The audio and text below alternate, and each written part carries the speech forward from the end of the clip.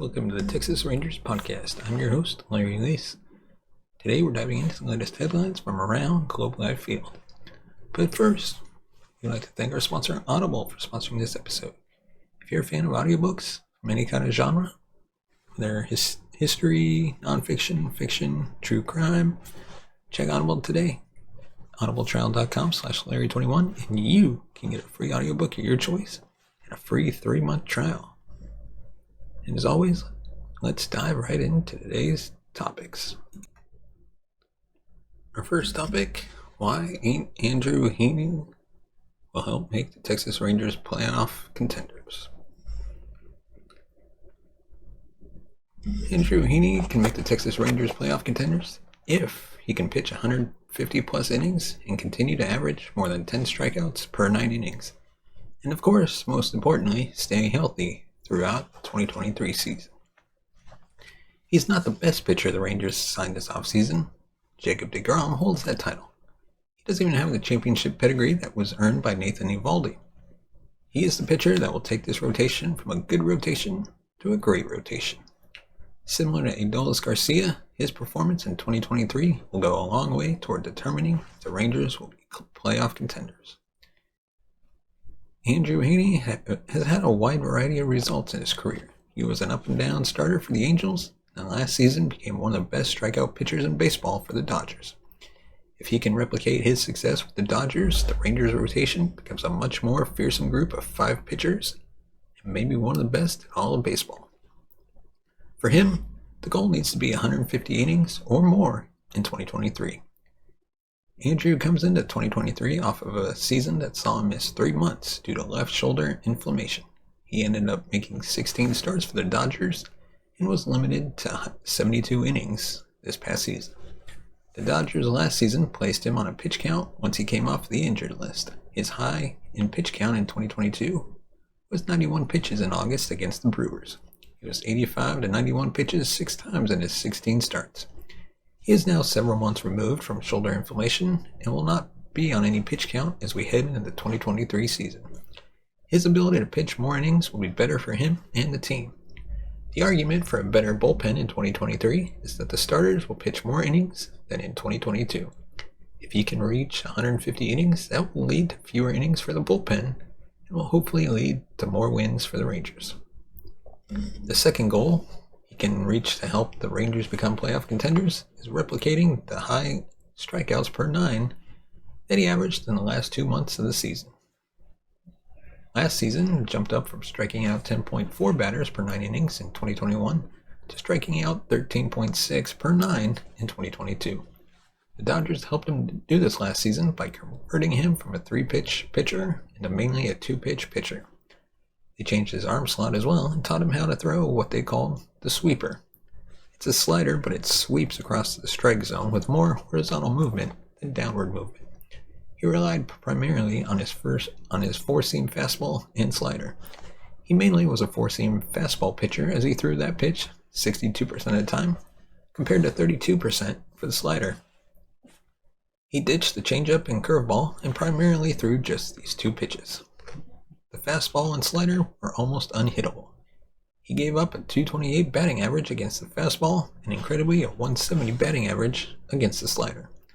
To put this into perspective, in 2021, he threw 21 sliders the entire season. In 2022, he threw 398. The American League saw a different version of Heaney when he pitched for the Angels and Yankees. If he can successfully deploy these 2 pitches against the AL West lineups, it will go a long way towards helping the Rangers be in playoff contention throughout the season. The final thing he can do to help make the Rangers a playoff contender is to just stay healthy. Throughout his major league career, which spans from 2014 to 2022, he's been on the injured list 7 times. In 2 of those occasions, back in 16 and 17, he was placed on the 60-day IL with a left flexor muscle strain in 2016 and a left elbow ulnar collateral ligament injury in 2017. Most of his IL assignments have happened early in the season, allowing him to come back and pitch late. The Rangers' priority this spring training has to be making sure he gets to opening day healthy. He has been placed on the IL 5 times, either at the end of spring training or in the month of April. 2020 did not have a month of April or regular spring training due to the pandemic. 2021 is the only season of his career he made it through spring training and April without needing an IL assignment since 2015. As the Rangers go throughout the month of March, how they handle Andrew will be a story to follow. How many A games does he pitch in, or does he get his work mainly in B games with minor leaguers? The B games are less rigid in structure and rules. Do they want to expose him to other American League West teams?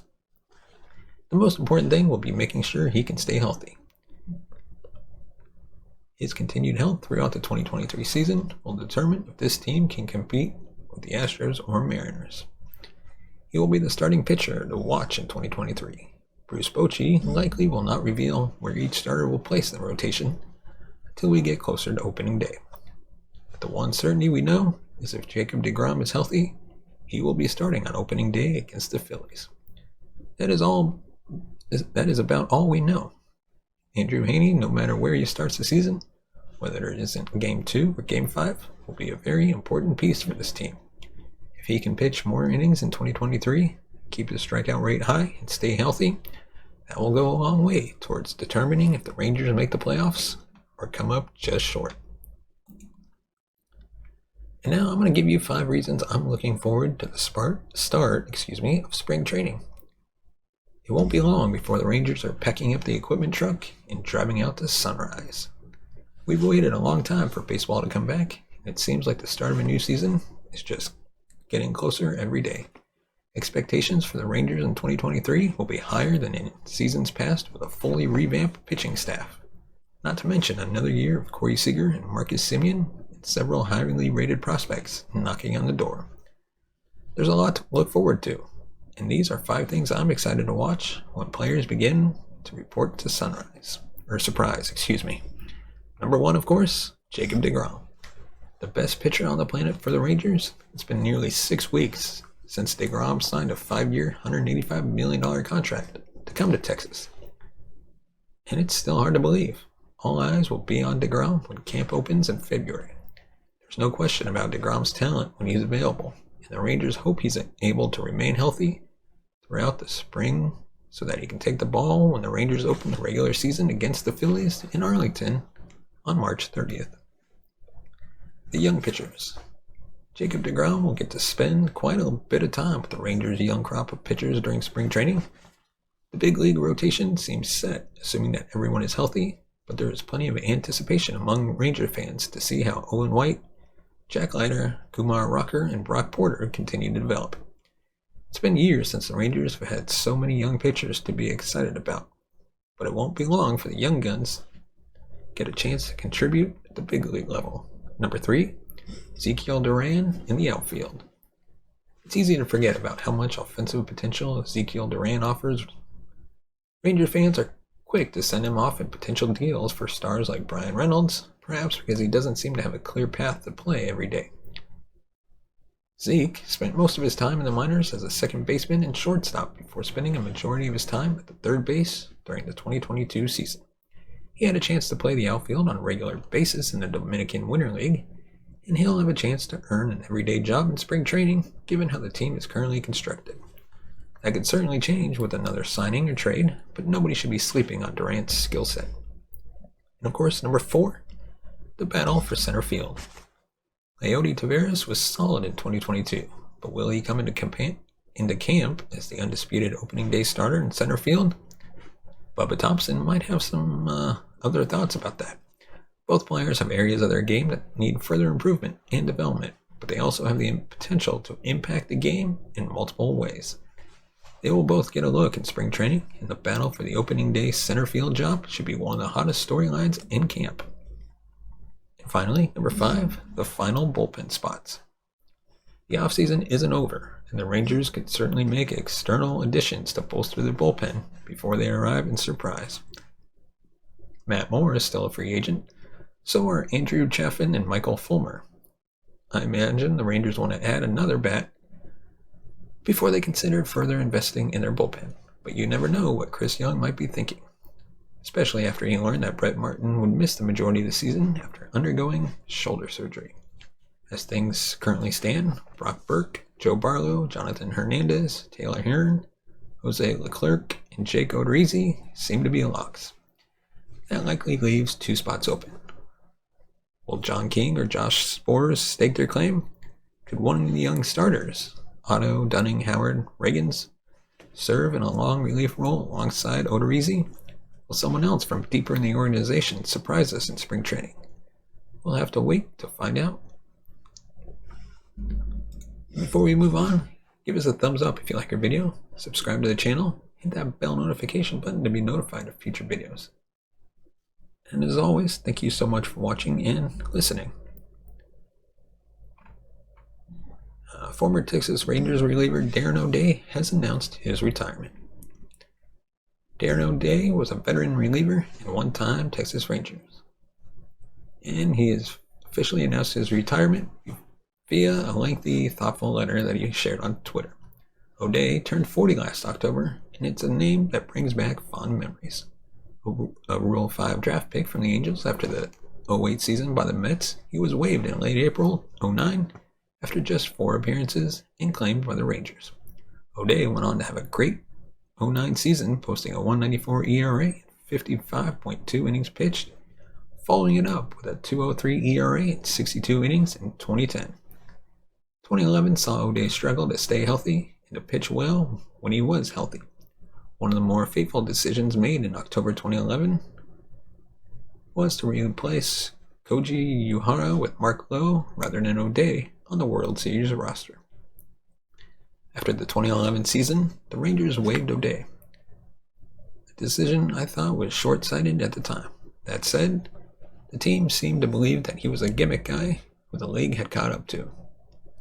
The Orioles claimed O'Day on waivers, and he had a terrific 4-year run from 2012 to 2015, putting up a 1.92 ERA, 263 innings over 273 games in that stretch.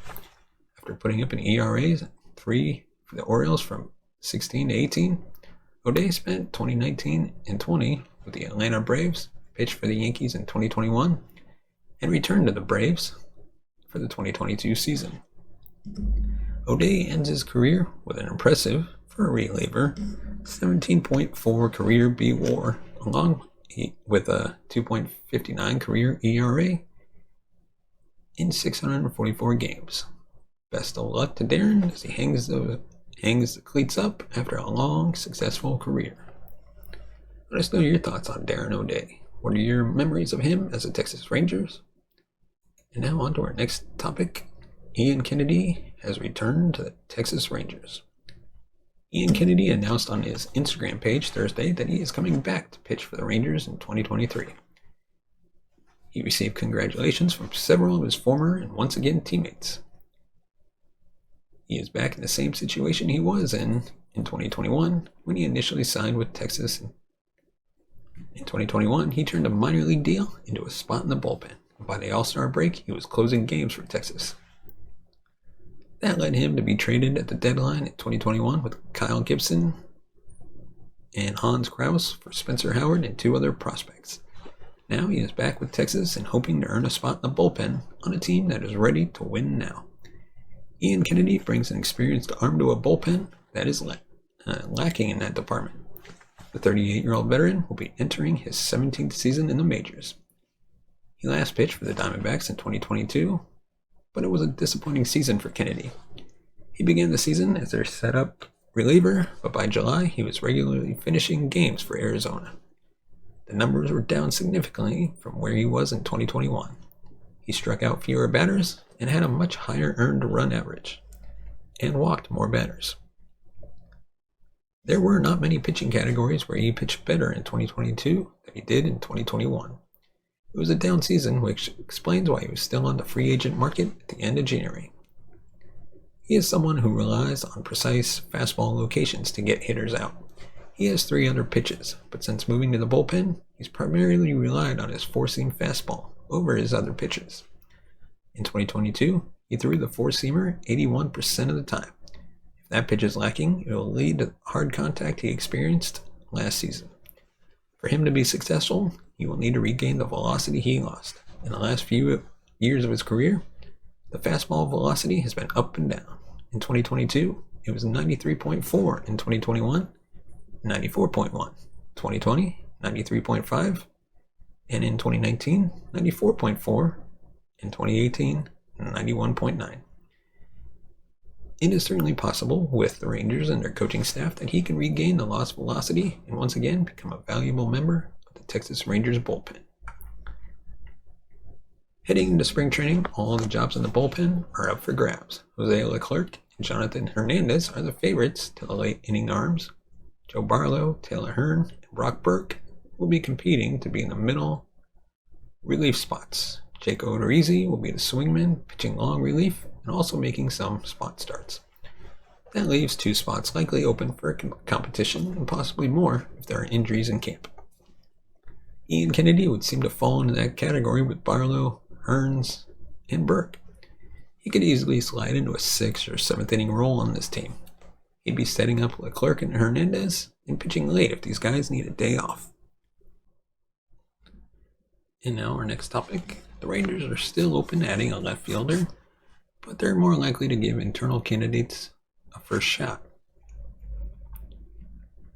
The Rangers' pursuit of an everyday left fielder has reached a standstill. Barring a shift in the market, many of the same players who held down the position last season will do so again this season. Chris Young doesn't see that as a bad thing. The GM said as much Saturday during FanFest at Globe Life Field.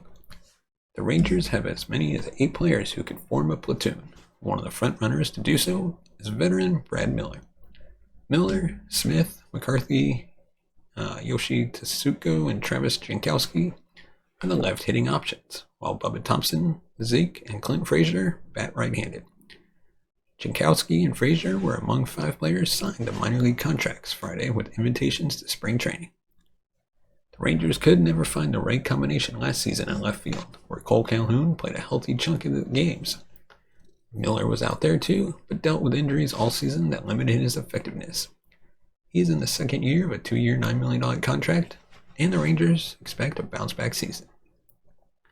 Miller hit the injury list twice in the second half, the first time for a neck strain, and the second for a hip injury that ended his season. Thompson might have an advantage in the platoon competition because of how well his elite speed could mesh with the larger bases and slightly shorter distances between the bases. He could also play center field, which could help keep Adolis Garcia in right field. The Rangers are planning to go into the season with Leody Taveras as the starting center fielder. Jankowski can play center too. Frazier is a former first-round pick who has never been an MLB regular and has struggled the past 2 seasons. Smith said last weekend in Frisco that he has become more comfortable in left field, despite his background as an infielder. The best remaining free agent left fielder is former Rangers infielder Jurickson Profar. Let us know your thoughts in the comments section below. Is there anybody you think they should pick up for left field? And as always, give us a thumbs up if you like our video, subscribe to the channel, and hit that bell notification button to be notified of future videos. And as always, you can support the show by buying us coffee at buymeacoffee.com/TTRangers. Your support helps the channel grow, upgrade our equipment, bring in new hosts, and be able to pay them. And as always, take this show on the road. As always, thank you so much for watching and listening. We will see you next time.